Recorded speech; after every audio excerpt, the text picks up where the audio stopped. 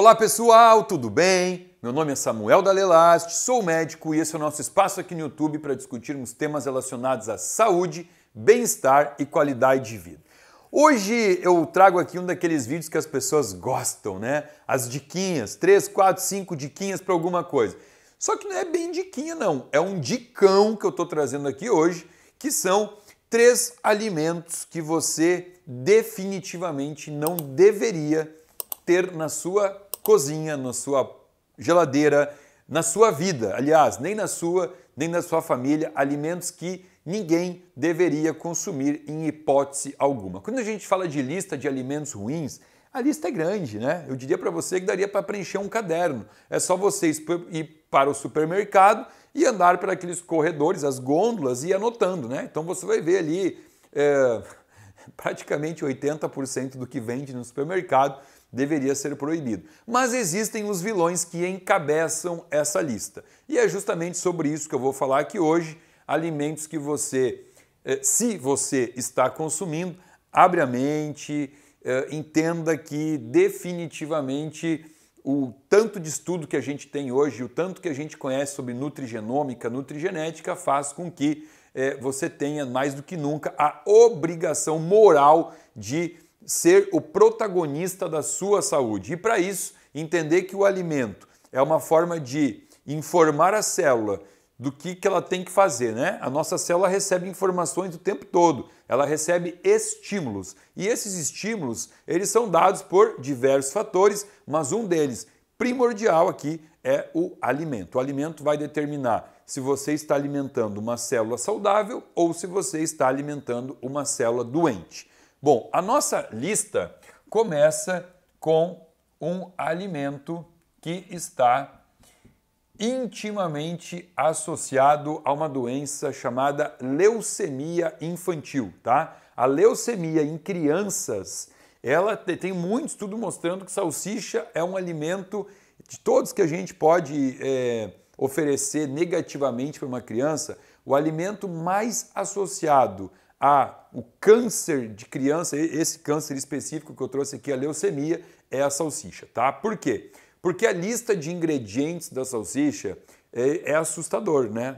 Aliás, não existe absolutamente nada na salsicha que possa fazer algum bem para você, tá? Existem alimentos, às vezes, que vão carregar algumas partes boas e outras partes ruins, né? Como, por exemplo, o tão polêmico leite, né? Já fiz vídeo aqui sobre leite e as pessoas falam, mas o leite, ele tem triptofano, o leite, ele tem isso, ele tem aquilo. Sim, tem umas coisas boas, obviamente, né? Porque a vaca produziu o leite para alimentar o filho dela, a vaca não ia produzir um alimento horrível para o seu filho. Agora, quando trazido para o humano, tem coisas ali que são ruins para o humano, não para o filho da vaca, né? Usei esse exemplo do leite porque é um alimento que realmente tem partes boas e partes ruins. Quando a gente fala da salsicha, a salsicha, o que traz aqui, o que encabeça a lista de ingredientes é basicamente a carcaça de outros animais, né? Carcaça de animais associado aqui a uma concentração muito alta de sódio, porque o sódio ele tem essa questão de realçar o sabor, né?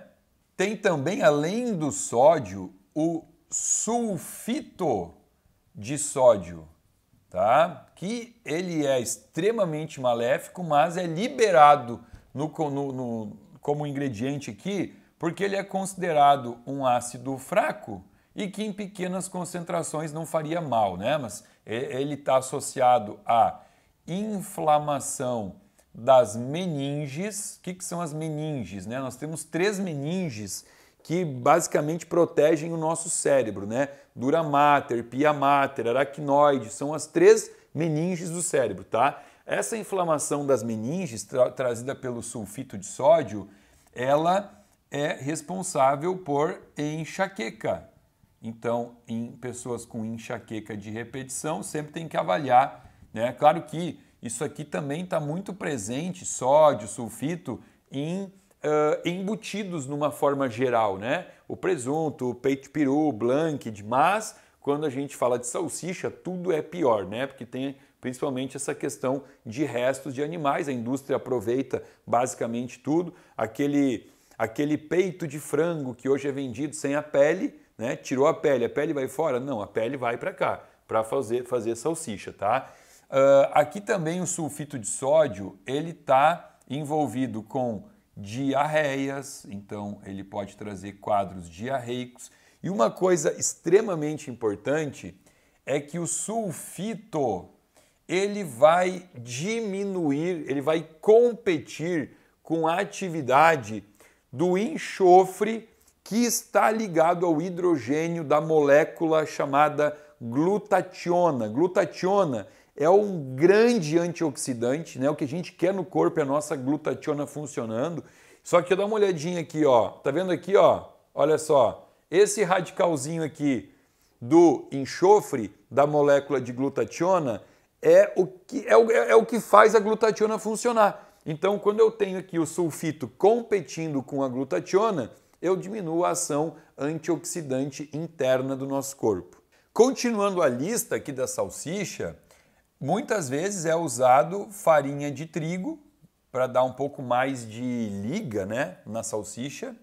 E aí eu nem preciso falar para vocês aqui sobre o trigo e o glúten, já fiz vídeo falando sobre isso, tá? Tem muito, mas muito corantes, e a gente tem os nitritos. E quando a gente fala dos nitritos, dos embutidos, muitas pessoas fazem uma pergunta extremamente inteligente, falam assim: Samuel, mas não falam que a beterraba, por exemplo, uma das coisas boas da beterraba são os nitritos que ela carrega? Legal, bacana. O nitrito, a depender de onde ele está, ele pode ser bom ou ruim, né? Por quê? Porque os nitritos na beterraba, eles não estão disponíveis para ligar em aminas. Por quê? Porque na beterraba tem uma série de outros compostos bioativos, principalmente antioxidantes, que não deixam os nitritos se ligarem com aminas.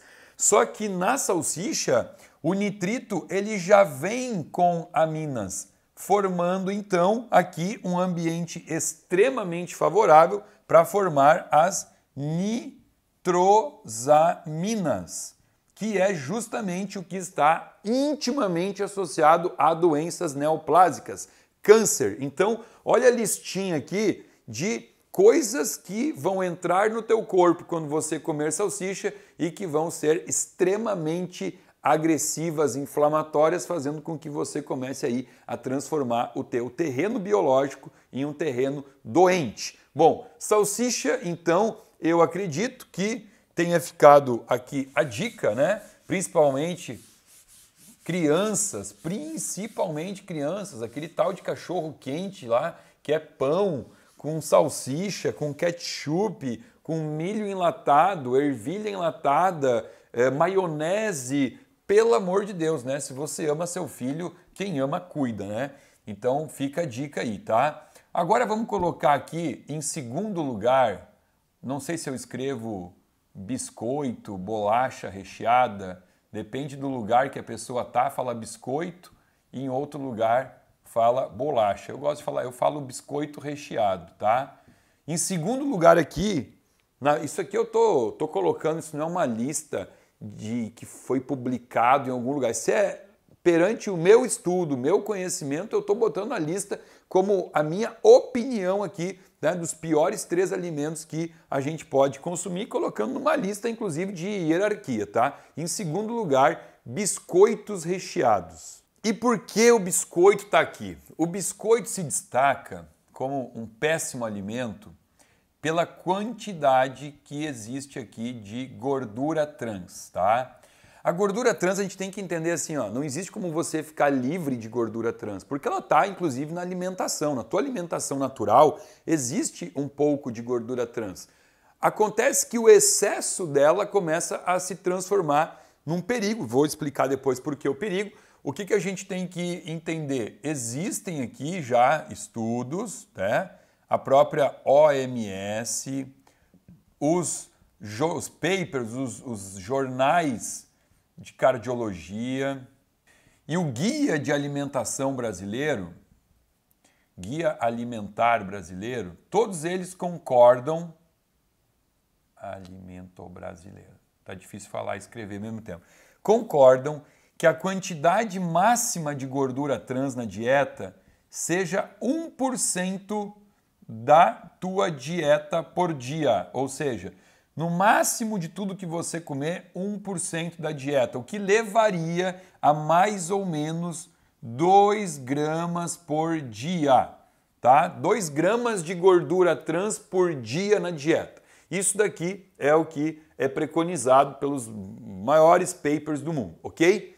Bom, só que muitas pessoas talvez estejam aqui falando, eu não como isso por dia, né?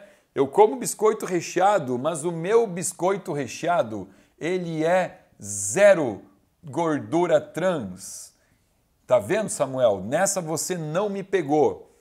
Eu aprendi a ler rótulos. Bom, porém agora eu vou explicar para vocês um dos grandes truques que a própria indústria do alimento se utiliza para enganar você, que é basicamente isso que a indústria alimentícia tenta fazer, né? Estudar como é possível enganar o consumidor, uma vez que o consumidor está cada vez mais atento. Eles estão percebendo que a gente está lendo rótulo, que a gente está preocupado. Então o que eles fazem? Estudam como fazer com que a gente caia como um patinho aqui e leve para casa produtos que possam conter gordura trans em quantidades altas, mas a gente não sabe disso. A legislação brasileira, ela diz o seguinte, ela não fala em gramas, ela fala em porção. Esse é um problema, já é um problema, tá?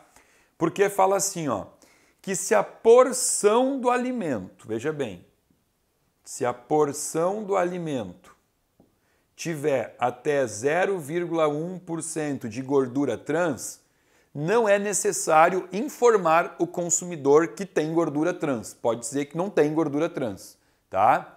Aqui é onde existe o oportunismo. Por quê? Quanto é uma porção? Não sei. Quem vai definir é o próprio fabricante. Então, eles vão fazer o seguinte, eles vão pegar lá a porção deles, eles vão pegar um biscoitinho recheado, eles vão dizer lá, um biscoitinho recheado tem 20 gramas, tá?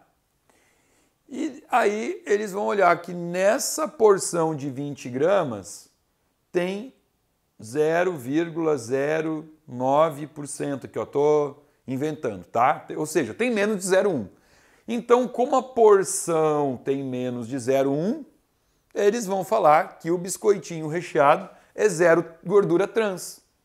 Só que aí eu pergunto para você, quem é que você conhece que compra um biscoito recheado, abre e come um biscoito? Amanhã come o segundo, amanhã come o terceiro. Eu, na minha infância inteira, nunca fiz isso. Quando eu abria um pacote de traquinas de passatempo, eu comia ele todo, não no dia, eu comia ele todo no momento que eu abria. Eu sentava para assistir TV, comia latinha de refrigerante, abria pacotinho de biscoito recheado e comia. Inclusive, a gente percebe que isso é o grande lanche de muitas pessoas, né? Muitas pessoas. Quando eu contrato aqui na clínica alguém, precisei pintar a clínica, vem o pintor, eletricista, eles vão passar algumas horas aqui, qual é o lanche que eles trazem? Eu fico observando isso. Eles trazem 1 litrão de refrigerante e um biscoito recheado. E é o lanche deles da tarde, né? Ou seja, vai aqui tranquilamente 10 biscoitinhos, que é o que cabe no pacote, e aí a gente tem então aqui os 200 gramas de biscoito, que vai ter então aqui 1 grama de gordura trans. Então, um pacote inteiro de biscoito recheado vai ter 1 grama de gordura trans, que olha só, já é metade do que é preconizado para o dia. Com um pacotinho de biscoito recheado, você consumiu a metade da gordura trans máxima preconizada no dia. O biscoito recheado, ele é tão industrializado, ele é tão não alimento, que ele não estraga. Você não vê um biscoito recheado estragar. Ele amolece, ele vai ficando mole, mas ele não estraga. Por que ele não estraga? Porque ele é um alimento, né? É feio falar isso, né? Não é um alimento, mas ele é um... É verdade, até eu não posso falar alimento, tá? Eu acabei de me dar conta aqui que eu já estou cometendo um pecado, ó. Ele é um produto alimentício feito, né, com coisas que não são alimento. Então você vai ter no biscoito, além da gordura trans, você vai ter o açúcar, você vai ter a farinha, você vai ter aqui conservante, você vai ter principalmente o caramelo 4. O caramelo 4 aqui, ele está associado a um monte de doenças, tá? Também associado a injúria no rim, problema de filtração renal, fígado, pâncreas, vários órgãos são afetados pelo caramelo 4. Em muitos biscoitos você vai encontrar a manteiga e o açúcar invertido, que é a frutose. Samuel, frutose faz mal? Claro que faz, essa aqui faz. Já fiz vídeo aqui, ó, falando sobre frutose. Frutose da fruta não faz mal. Essa frutose aqui, que é o xarope de milho, que é usado, é a frutose química, né, usado na indústria alimentícia, o xarope de milho está associado à esteatose hepática e resistência insulínica. Isso é um veneno, tá? Isso que é o chamado açúcar invertido.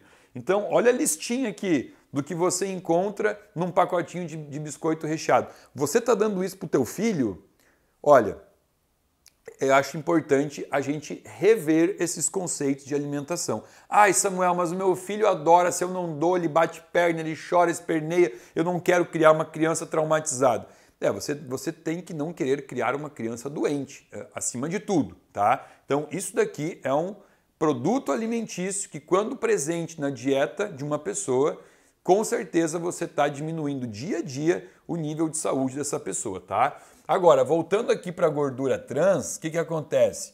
A gordura trans, ela está associada à resistência insulínica, né? Já fiz vídeo falando de resistência insulínica, que é o início do diabetes. Porque aqui é muito simples, ó. Quando eu falo de célula e eu desenho o receptor da insulina, esse receptor da insulina, ele é um receptor quinase dependente, precisa de uma via da quinase. O que é isso? É uma via onde eu coloco fósforo, é colocado, uma via de quinase coloca fósforo aqui. E a gordura vegetal, a gordura trans, ela ativa a via da fosforilase e não da quinase. A via da fosforilase tira fósforo. Então, teu pâncreas produz insulina. A insulina chegou aqui, ela precisa da ação da quinase que bota o fósforo. Mas o que está acontecendo é que a gordura trans está ativando a via da fosforilase, tirando o fósforo. Não vai agir, não tem ação da insulina no receptor. Então aqui, resistência insulínica, tá? Outra coisa importantíssima aqui, já está provado, gordura trans diminui o colesterol bom, que é o HDL. Não se sabe como, essa via não está elucidada, a gente só sabe através de estudos que baixa HDL e aumenta o colesterol ruim, que é o HDL, essa via a gente conhece, que é por conta da peroxidação lipídica. Existe uma oxidação do colesterol, aumentando o HDL e aumentando o entupimento de artérias. Isso aqui entope carótida, entope coronária e também aumenta o NF-κB. O que vai acontecer aqui? Aumentando essa citocina inflamatória, que é o NF-κB, eu diminuo a apoptose de células cancerígenas. O que é apoptose? Apoptose é um termo médico que a gente usa para dizer assim, ó, toda célula tem o dia da morte, ela sabe que ela tem que morrer e ela já está programada para morrer. Isso é apoptose. E uma célula cancerígena tem que morrer. Pensa, eu não quero células cancerígenas no meu corpo. Então eu quero a apoptose da célula cancerígena. Só que o NF-κB, ele diminui essa propriedade de apoptose da célula cancerígena, deixando ela viver muito mais tempo do que ela deveria. Então, olha só como a gordura trans aqui em excesso, passando dessa quantidade aceita, né, dos 2 gramas por dia, olha o que ela vai causando: resistência insulínica, aumento do câncer e aumento de doenças cardiovasculares, né? Fora toda essa desgraça aqui dessa lista enorme de coisas que não servem para nada no corpo, inclusive só serve para danificar o nosso sistema. Então vamos lá. Se você, mamãe, papai, que está assistindo isso, estava dando para o teu filho salsicha, biscoito recheado, vamos repensar. E agora, por último, mas também não menos importante, vamos falar do tal sorvete. E aqui eu quero deixar claro que assim, não vai existir sorvete saudável, tá? Agora, vai existir o sorvete ruim e vai existir o sorvete péssimo. E aqui existe uma definição que deveria ser respeitada. Eu confesso que eu não sei se isso é uma legislação, se isso é uma coisa que tem fiscalização, mas para chamar de sorvete, para aquele gelato ser chamado de sorvete, ele precisa ter pelo menos 50% dele feito de leite, tá? O resto aqui vai ser o quê? Vai ser fruta, vai ser água, e vai ter a gordura vegetal hidrogenada. Olha o que eu disse, não tem sorvete bom, tem o sorvete ruim, que seria esse aqui, e vai ter o bem pior, que nós vamos falar depois, tá? Já tem vídeo aqui falando sobre leite, para quem ainda acha que leite de vaca é um alimento legal para o corpo humano, a gente tem que entender de uma vez por todas a necessidade de separar as coisas, né? Cada bichinho com seu leite, a vaca dá para o bezerro, a cadelinha para o cachorrinho e nós ficamos com o da mamãe. Acabou o da mamãe, como quando acaba o da vaca, o bezerro desmama, quando acaba o da cadela, o cachorrinho desmama, nós também temos que desmamar. Então, não vou entrar nesse quesito do leite, porque tem um vídeo aqui falando sobre isso, tá? Mas olha só, aqui então, o sorvete, ele é feito de leite, fruta, água, gordura vegetal e faltou aqui o açúcar, né? Bom, só que quando eu não tenho essa composição, o nome é outro, tá? O nome é sobremesa láctea. Isso vai muito além simplesmente da composição, tá? Isso no Brasil envolve inclusive imposto, tá? Envolve imposto. Teve marca, teve empresa que vende sorvete, mas chamando de sorvete, que eu acho até uma loucura, eles estão rebaixando o nome do produto deles, tá? Sobremesa láctea, porque paga menos imposto, isso no Brasil, entendeu? Mas ao pé da letra falando de nutrição, aqui a sobremesa láctea é quando eu não tenho nem o leite aqui como o carro-chefe, né? Porque aqui fala-se de sorvete e tem essa... Qual é a palavra que eu vou usar aqui? Essa necessidade dessa inclusão do leite, porque fala-se de proteína, né? O leite da vaca, proteína e tal. Volto a dizer, não acho interessante, não recomendo isso como uma fonte de proteína. Mas a sobremesa láctea, ela não tem nem isso, tá? Ela vai ser feita aqui com a gordura saturada hidrogenada, vai ser feita com uma coisa chamada emulan. O emulan é um emulsificador. Para que serve isso? Para fazer o sorvete ficar mais tempo duro, né? Não derreter tão facilmente.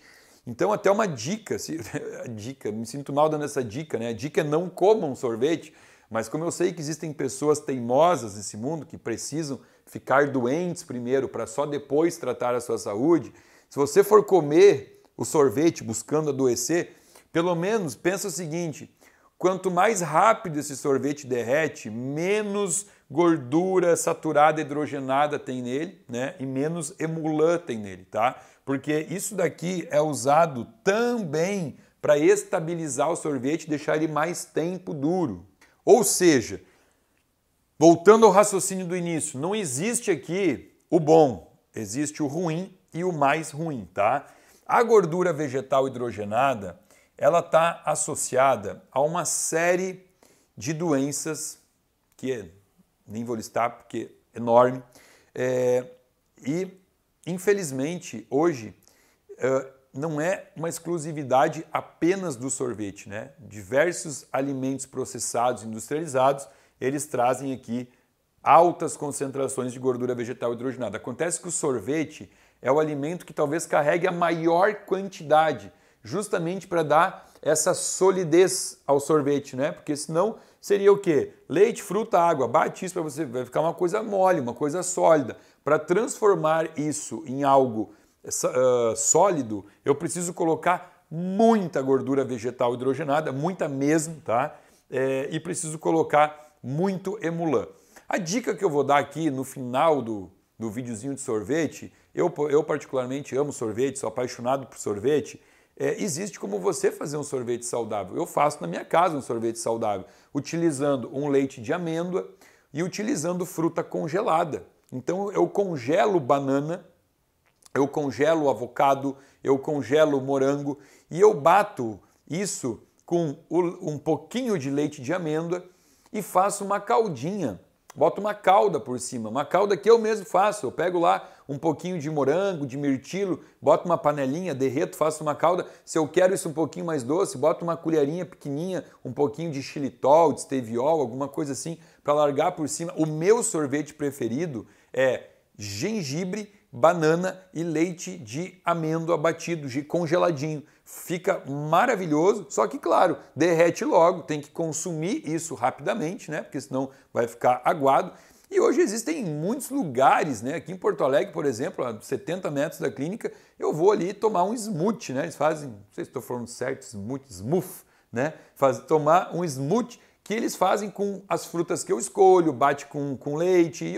Desculpa, errei aqui, hein? Leite de amêndoa. Eu posso escolher ainda cobertura, boto nibs de cacau. Então, assim, existe como você consumir um sorvete saudável, existe como você consumir um biscoito recheado, um biscoito saudável. Você pode fazer, dá para fazer cookies em casa, né? Utilizar ingredientes funcionais, dá para colocar ali nibs de cacau, para ficar com aquele gostinho de chocolate. Agora, salsicha saudável, aí eu já vou ficar devendo para você, porque eu desconheço uma receita para fazer uma salsicha saudável, tá? Agora, tanto sorvete quanto um cookies, um biscoito, é possível você fazer na tua casa. Só que, lógico, aí a gente entra naquele impasse que é o tempo, né? Ah, Samuel, não tenho tempo, então eu prefiro comprar alguma coisa pronta que é muito mais prático. Bom, cuidado que a praticidade nem sempre anda associada com a saúde. Então o vídeo de hoje era esse. Eu trouxe aqui os 3 alimentos que eu já tirei da minha vida há muitos anos, que eu não permito que ninguém na minha casa consuma, e eu espero que tenha ficado a dica aí para você também respeitar isso, tá? Respeitar o teu corpo, não permitir que isso entre em contato com as tuas células, porque são todos alimentos que com certeza vão prejudicar e muito a tua saúde. Eu espero que você tenha gostado. E se você gostou, tem até um convite. Além daquele pedido do like, eu convido você a conhecer muito mais sobre alimentação saudável no nosso encontro que acontecerá no próximo dia 28 de janeiro de 2024, às 16 horas, um encontro que eu faço uma única vez por ano com todos os meus seguidores. A gente está aí projetando mais de 30 mil pessoas inscritas já nesse evento, que será totalmente gratuito, como eu já falei aqui, online. O Renascimento é uma grande palestra onde eu falo tudo sobre aspectos relacionados à qualidade de vida, a gerenciamento do envelhecimento e como você resgatar a sua saúde. Se você quiser estar comigo, é meu convidado de honra. Para inscrição, basta acessar o link que está abaixo desse vídeo. Clica no link, abre a página de inscrição, se inscreva e no próximo domingo, dia 28, eu quero você com a telinha ligada, prestigiando esse evento e aprendendo como melhorar a sua saúde e a da sua família. Fica aqui o meu muito obrigado.